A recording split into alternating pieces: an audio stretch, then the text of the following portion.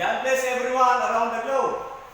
This time I will use the sixth method, which is Thevenin's theorem. But before I will solve this one, I will use this method. Let me give you an introduction of what is Thevenin's theorem. Thevenin's theorem states that in a given DC circuit with unknown, let's say unknown RL, then put the terminals E and B, can be reduced into Thevenin's equivalent circuit by solving the Thevenin's equivalent voltage and Thevenin's equivalent resistance, wherein Thevenin's equivalent resistance is in series with the Thevenin's equivalent voltage. And then, after getting those values, put this load resistance RL across the equivalent circuit of Thevenin's theorem, wherein the unknown current there is IL and the resistance is RL. Simply, this is now simplified in series circuits. This is called Thevenin's equivalent circuit. Okay, so I will solve now the original problem, wherein given 20 volts, 15 volts, 10 ohms, 15 ohms, 12 ohms. If you can still remember this problem, we solved this in different methods: Kirchhoff's, mesh analysis, Thevenin, superposition, source and so on. So now we go to Thevenin's theorem method. So in this case, I will solve first current I1. So I will remove this for the meantime. And then I will put terminals E and B. So also this current I2 and I3. Okay. So at this point, I will calculate the Thevenin's equivalent voltage to be used here. Okay, this is assuming the current that will flow here is I. And then I will trace this loop as A. Okay. Apply KVL, or Kirchhoff's voltage law at loop A. So that is 15 minus I, the current here, this is in series circuit. So I times 12 plus 15 is equal to 0. So I is simply equal to what? 15 over 12 plus 15. So the value for that is 0.555 ampere. Now, I can solve that for VTH. So this is open circuit. So this is plus minus VTH. So I will call this, let's say, loop B. So apply KVL at loop B. So that is 20 volts minus VTH minus 12I. What is I? 0.555 equals 0. Simplifying, my VTH there is equal to 13.34 volts. How about for RTH? RTH, if we are going to solve RTH, the independent voltage source should be short-circuited. If in case the given current source open circuited. For voltage source, independent voltage short-circuited. So simply RTH, this is in parallel, so that is RTH there is equal to 15 times 12 over 15 plus 12. My RTH is equal to 15 times 12 divide 27. So that is 6.667 ohms. Now, my RTH here is 6.667 ohms. This is now the Thevenin's equivalent circuit. Here, 13.34 volts. So let us call this one as loop C. So, the one that I remove here, the 10 ohms in I1, this will be placed here. I1 then 10 ohms. Okay, apply KVL.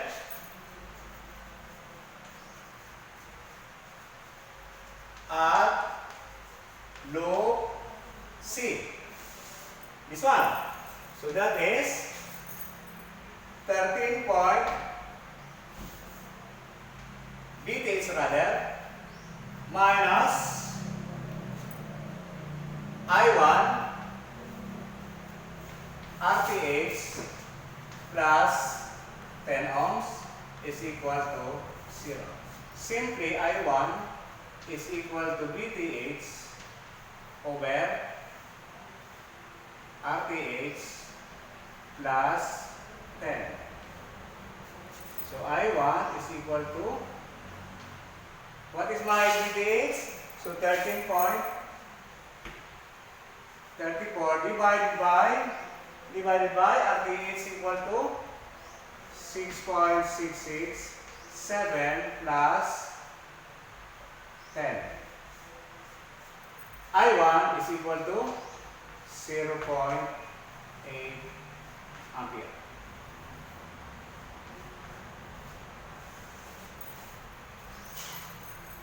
Okay. Okay, this time I will calculate current I2.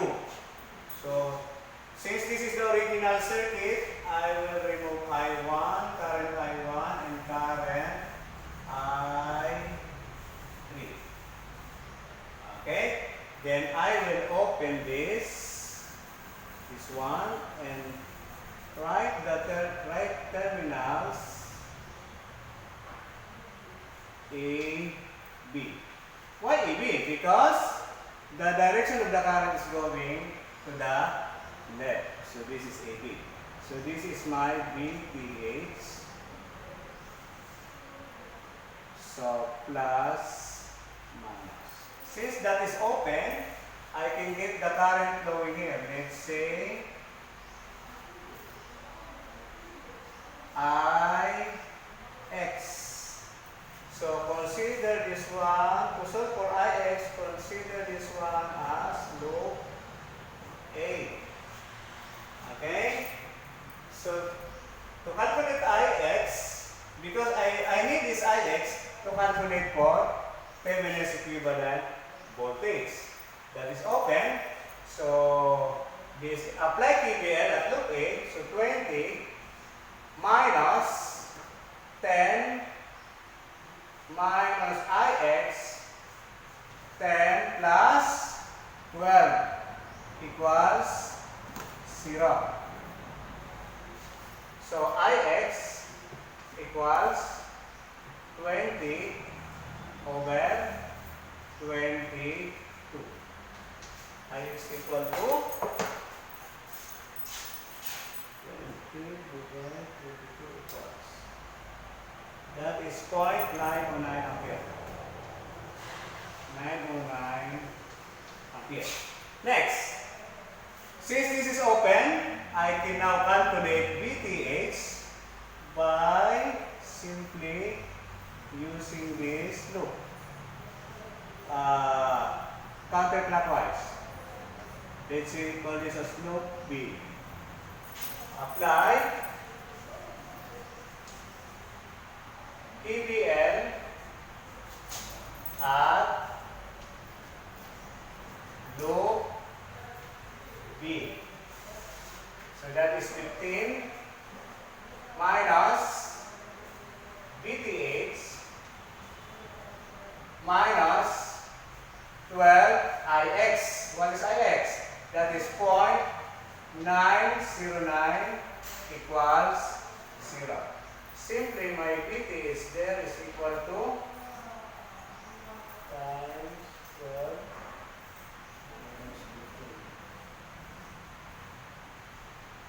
minus 4.091 volt. How about for RTH?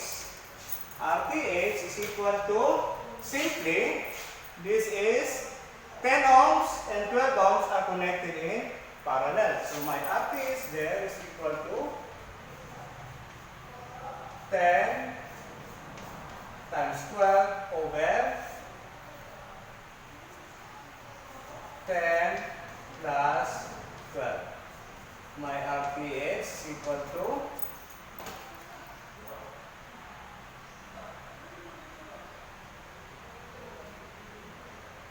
that is 5.454 ohms. Let us now put the value of the Thevenin's equivalent circuit. This is 5.454 ohms. My VTH, this is 4.091 volts. Okay, consider this one as loop C. Apply KVL at loop C.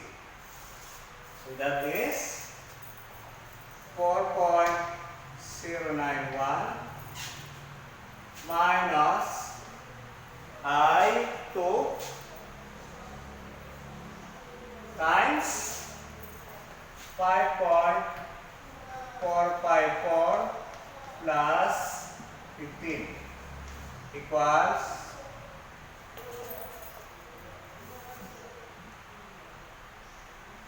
plus 15 equals 0. Simply I2 is equal to 4.091 divided by 5.454 plus 15. So my I2 is equal to 0.2 ampere. By this time, I will calculate current I3. So this is the equivalent circuit for current I3, removing I3. Then applying KVL at loop A, I can get the value of IY, which is 0.2. Now, I will cut this into two. This circuit, and this is the circuit. So 20 volts, 10 ohms, and then VTH here.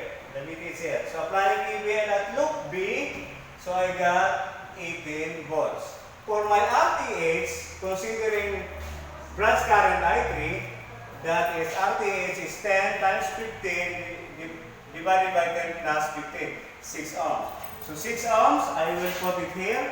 Then 18 volts, I will put it here. So then the one that I removed a while ago, that is 12 ohms and then I3.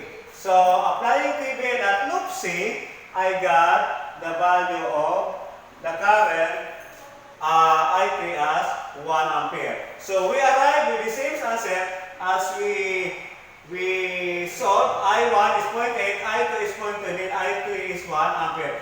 Thank you very much for watching. God bless you all.